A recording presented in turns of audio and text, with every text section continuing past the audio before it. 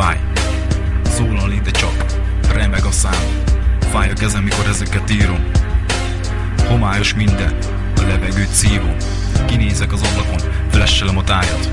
Ez nyugtat nekem, lelki támaszt.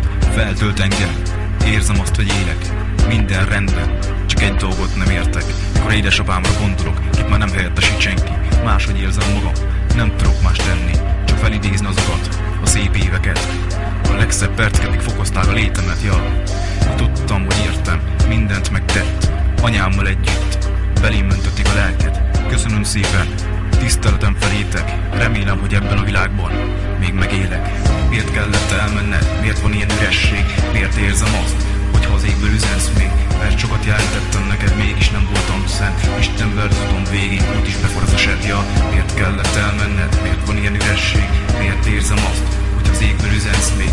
Mert sokat jelentettem neked, még ha nem is voltam szent. Istenvel az utam végén, úgy is beforraz a sebja. Beforraz a sebja, mivel időnként ömlik a vér. Ellene nincs mit tenni, bennem megmaradt a kép. Sajnáltatom magam, hogy a sors így elvert. Gyermekkori éveimet, semmiből pár évet elvett. Helyette boldogabb szeretnék élni, küzdeni szeretni. Vidáman lépni, az emberekkel nevetni. Érteni azt, amit lehet, tenni a tehetőt. Hálaként számomra venni a szerető teremtőt, ja. Terveket szülni, pörgetni a kereket. Az életen kerekét húzni a szekeremet. Erőben lenni, még ha nagyon is nehéz. Segíteni a másiknak, hogy felnyújtsa a kezét. Ez így jó, ez így szép, de talpra kell állnom. Apám, segíts az égből, ez olyan szép álom.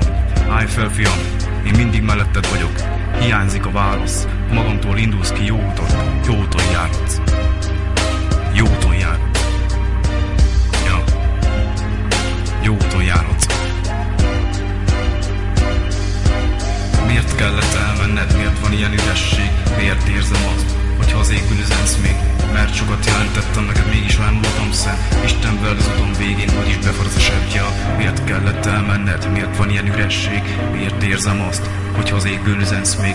Mert sokat jelentettem neked, még ha nem is voltam szent. Istenvel az utam végén, úgyis beforraz a sebja.